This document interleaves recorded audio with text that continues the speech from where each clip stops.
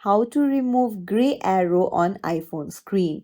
Hey everyone, welcome back to the channel. If you are new here, don't forget to hit the subscribe button and turn on the notification bell to not miss any updates.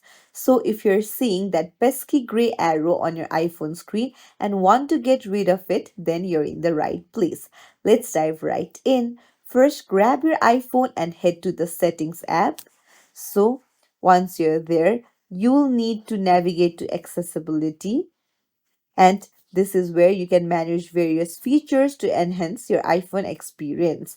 So tap on spoken content and then you will see speech controller. Just tap on it, and then if it is toggled on, you'll need to tap on it and then turn it off, and you can see that the gray arrow is now gone.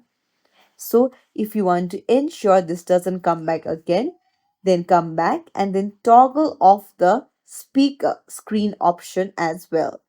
This way you won't ever see the gray icon again. I hope this video was helpful. If you found it useful, please give it a thumbs up and hit that subscribe button for more tips and tricks. Thank you for watching and see you in the next video.